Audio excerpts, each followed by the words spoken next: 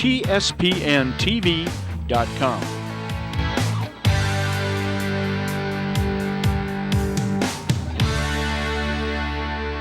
Hi everyone, Tom Slivick. Welcome to TSPN's News for today.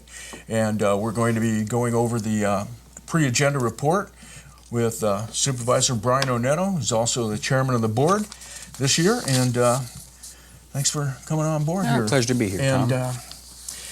We're going to be talking about the agenda. And with our new TV format here, we're just going to go right into it. We're not going into a break as usual. So, want to get going? What Sure. would you like to talk about first? Well, first, the meeting's January 13th, tomorrow, Right. Tuesday. Meeting starts at 9 o'clock, and if people want to come and they want to talk to the board about whatever matter their little heart so desires, they can talk about anything they want. 5-minute time limit, 9 o'clock public comment. Okay, that's the public comment, and that's for items that are not on the agenda. Correct. That's pretty interesting sometimes. Sometimes you take that area and that helps move things to the agenda. It can. People come in and say, hey, we have an issue and here's what it is, or we see something needs to be done, and we'll agendize it at a future meeting to talk about whatever the issue they brought up may be. Okay. And another thing, maybe I'll just talk about while we're talking is, the county puts the audio out on their website. And so if you can't attend the Board of Supervisors meeting, you can always listen to it. And sometimes that's a way that I stay current there as well. Of course, you can't discuss it over the website or that, but you can certainly listen in, right? Yeah, and I can't remember who was actually responsible. I remember I was asking for something like that. I said it'd be good because I remember years back when I first got on the board, you'd see county staff would come in and they'd sit down because they had an item on the agenda at a later time. Well, they may sit there 3-4 hours. Right.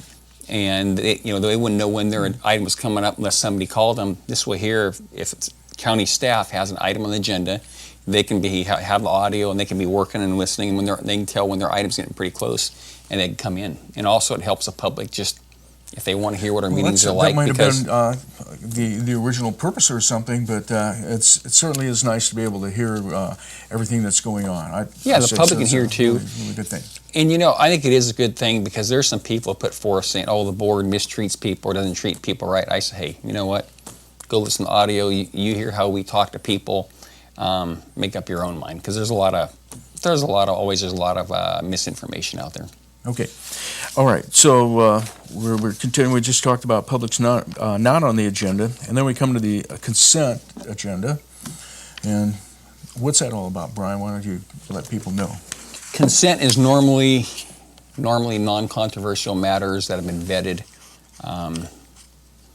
It's like almost more like routine type information that's going through that doesn't think there'll be much public interest or be much input on. If somebody wants to talk about it, whether it's a member of the public or a member of the board, they could say, hey, I'd like to have, say on the consent agenda, they might say, I want to have item 3A.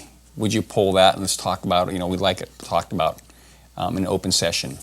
And I believe that if a member of the public or especially a member of the board asked, it would be done. Right. That's just normally something that just goes right over, like you said, and there's not too much controversy in those issues. Generally, yes. Is there ever something? As well, you said, or it's been discussed and vetted, and right? Not saying there's never been things in the consent agenda that probably, for whatever reason, there may have been one slips through here there that shouldn't have, or in the years past. But pretty much, yes, supposed to be. Okay, and then we move on to the regular agenda, and first up, we're going to be talking about Kirkwood Oak Valley project. Yeah, and we got an agenda today, Tom, for the meeting coming up tomorrow. It's really surprisingly short. What they're talking about there, that's basically where they're bringing power from Salt Springs up to Kirkwood, and they've been giving us periodic updates on what kind of progression they're making, and I think they're getting real close to being finished, if they're not finished. Okay, and how will that benefit Kirkwood offhand? Well, diesel prices have been really high. Also, I think they may want some propane generators up there. They're high. There's a lot of anytime you have independent generating units, there's a lot of upkeep, a lot of maintenance. It's really expensive. and I know there's been some studies put out, or like little, which would be the correct term, groups put out like environmental ratings. And I think Kirkwood it hurt them by having generators. That was kind of appeared to be like a bad thing. So maybe as far as they're trying to advertise to a clientele, maybe that might have hurt them by having the generators. Okay. So it'll probably help them as far as, I don't know if they can buy sustainable power or whatever. They probably could through the grid. Okay. And then they could be say they're green. Okay, so basically they're going to be when this is finished, they'll be getting their power from a power company. Yeah. Is that right? Yeah. And will it be probably a cheaper rate for them, or a less expensive rate? I believe the numbers I saw one time, yes, it's going to take a while to pay back their initial cost, but then the rates will be cheaper. Anytime you're having running generators, it's normally pretty expensive, especially if fuel costs are high. Like right now, diesels come way down. I don't expect to stay there too long. Okay. But if you have a diesel generator set and you're paying $4 a gallon for fuel, it gets pretty expensive pretty quick. Okay. And then we're talking. And then reliability. Okay. Anytime you got generators and you got your own power system, you've normally got issues. Okay. So there's going to be a presentation on that by Mr. Michael Sharp, Kirkwood Public Utility District General Manager, and so he'll be giving that presentation. And that presentation will probably take roughly half hour, I think, something along that line. Okay. And those generally have like slides and things in them as well, right? And afterwards, you ask it has a slideshow, and the public can ask questions as well. Also, did you have the addendums we had by any chance? I don't. So if you want to talk about any of that, bring that up. Then we're going to move into the McCollum Watershed Interregional Sustainability Evaluation. That's known as MOKWISE. And I guess there's going to be a review of that and a comment by the Board of Supervisors relative to the proposal, MOKWISE concepts, and projects. So is this where the supervisors or different supervisors are going to be expressing their opinion on this? Tell us what I think Supervisors Forster and Plaz, I think Forster's the main member, and I believe Plaz is the main member, Forster's the alternate. And I spoke with John, just told him it's coming down, and he said, well, we better do some reading on it. So I did a little reading up on it, and one thing John did say was... I'm talking about John Plaz now. Yeah, Supervisor Plaz. He wondered about how much good it does, but anyway... For the MOKWISE? Yeah, I heard him make a comment at one of the meetings somewhere. John talked about... it was one of the meetings that they're wild and scenic, I can't remember which, I think maybe the meeting in Calaveras. But the supervisor, or the senator that was pushing for SB 1199, right? Lonnie Hancock. Somebody talked to her and says about she voted for almost $1 billion of funding for these consensus groups and stakeholder groups.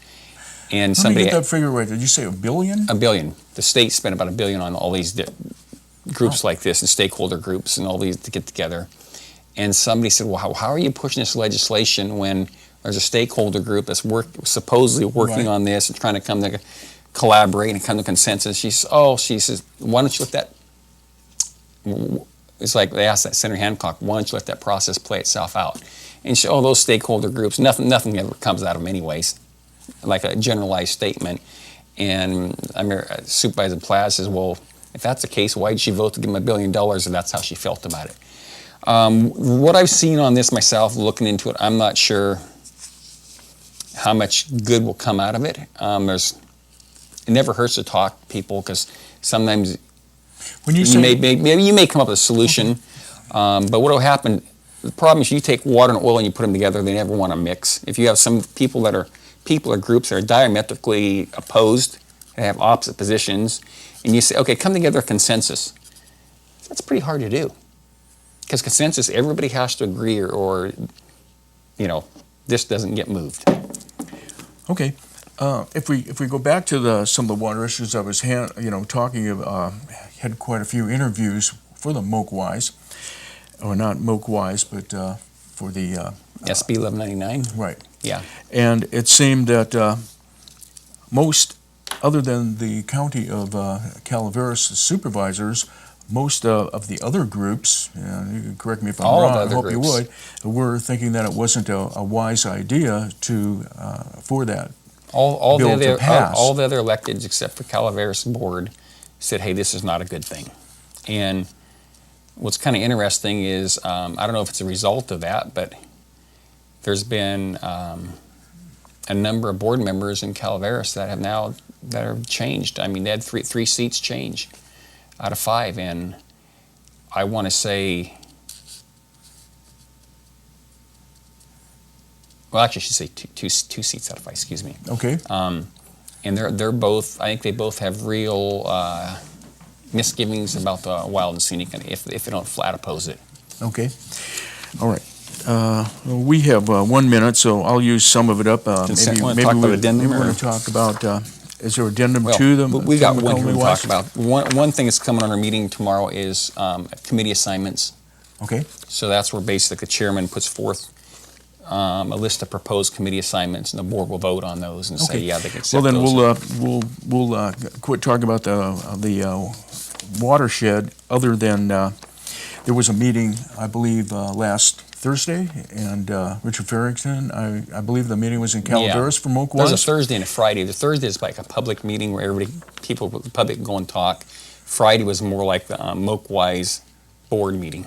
Okay, and so when we return, we'll be talking about the committee assignments. Stay with us right here on TSPN.